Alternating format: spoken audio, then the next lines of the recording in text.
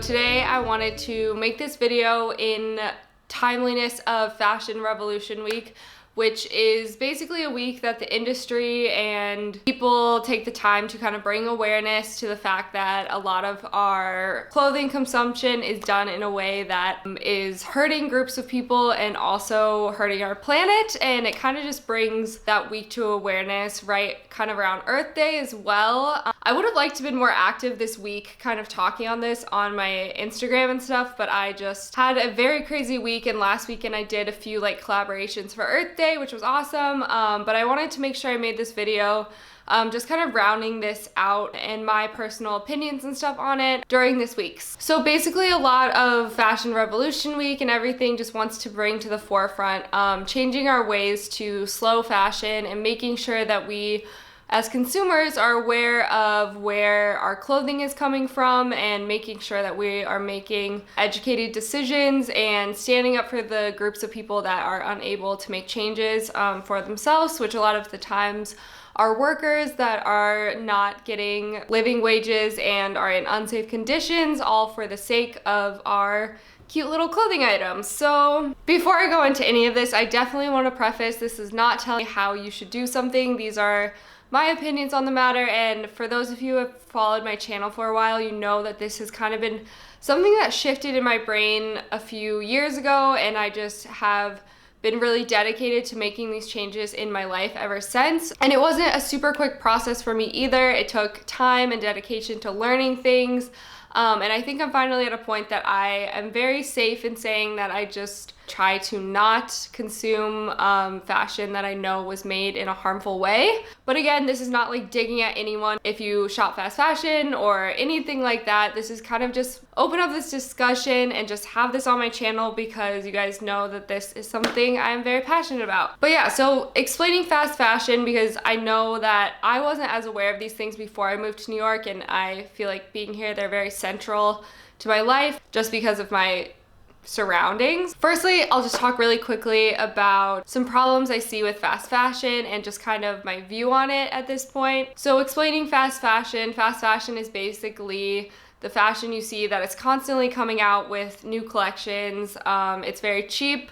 It's cheaply made because they produce so much of it. Usually going along with this, the people making the clothing are not treated correctly. A lot of it is outsourcing to different companies where these huge big businesses can pay a lot less for labor even though they can afford it, and they also are not monitoring working conditions as closely as they should. And it just moves so fast because it's this ploy from these big businesses to tell you that you need this and you need the next thing and you need the next thing, and you are hooked to having new items every week because they make you feel good. And I'm saying this from a personal experience because I totally was a part of that, and I was living that life when I first went into loving fashion. Yeah, and I guess like looking back, a lot of the reasons that I love fashion is because it's a form of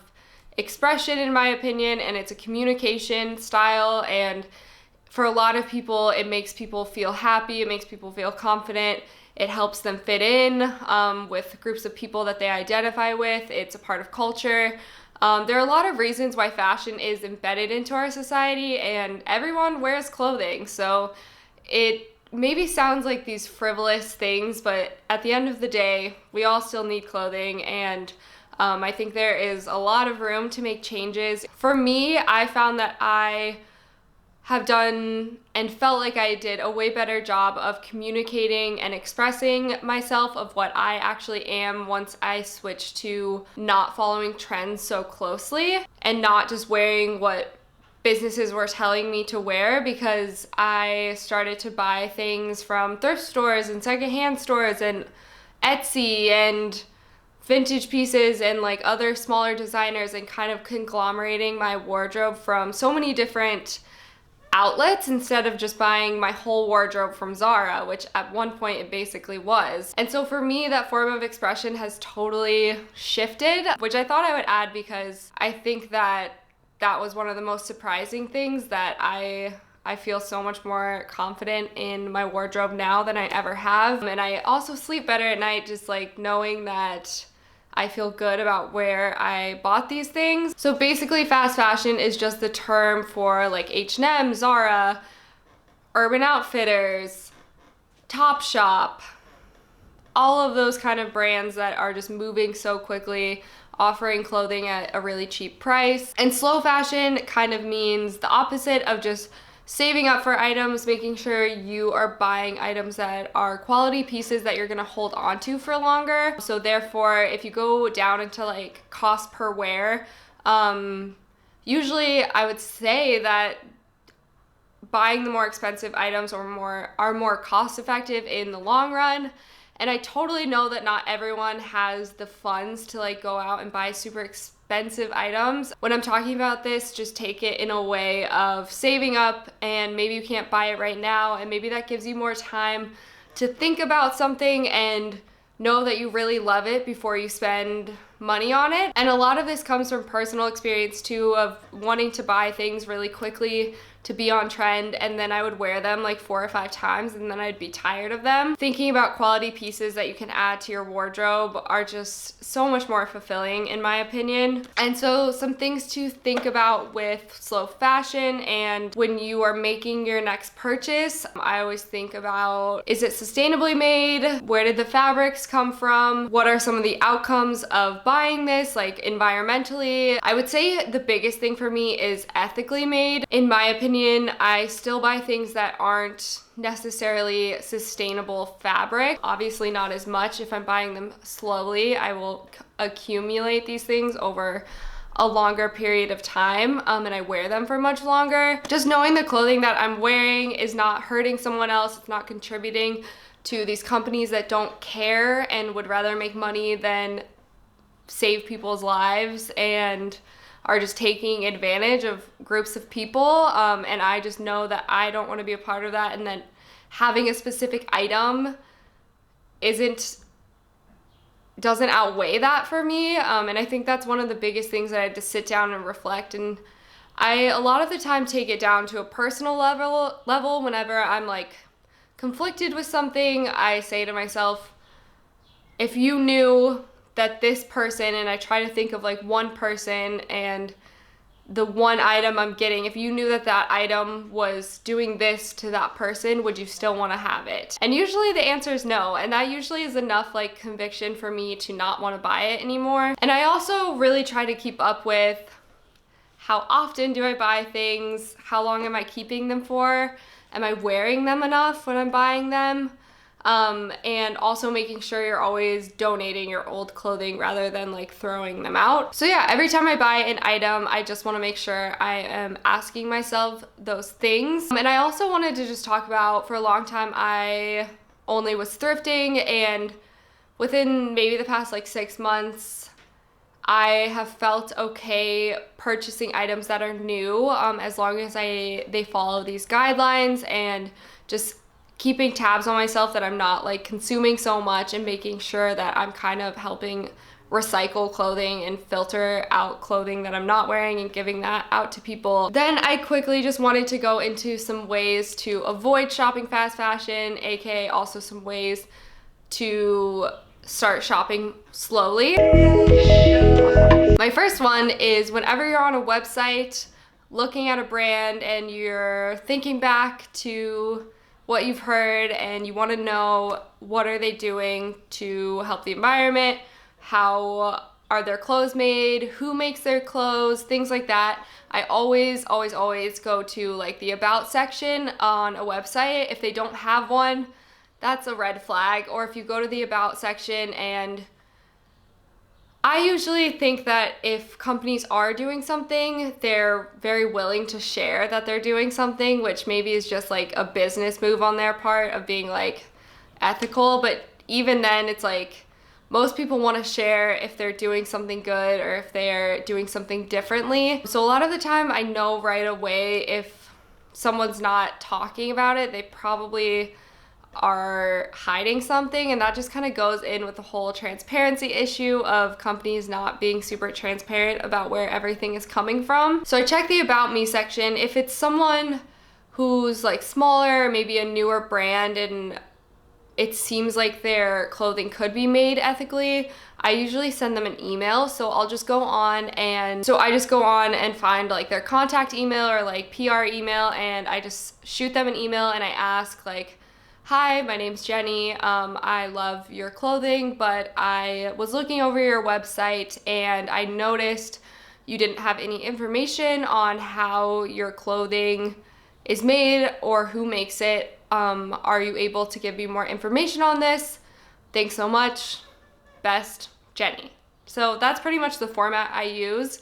And I have so many emails that I've sent to people just asking these questions before I buy anything from them. And especially with brands that reach out to me, that is almost always in my correspondence. If it's not like openly available, I'm always saying these things of, can you tell me a little bit more about this? Would love to know. And it's just a really easy way to ask politely so you can understand these things before you make a decision about if you want to purchase from them. It does just take that one extra step, but in the long run, I think it's a really good thing. And emailing also shows that people out there care. So if someone's getting like hundreds of emails asking them where their clothing is from, and they have to say, sorry, we produce like whatever, a lot of the times they'll try to bullshit you too. So just try to use your best judgment of like, if it seems legit, if they're like actually doing something, or if they're just like saying that their company is fine.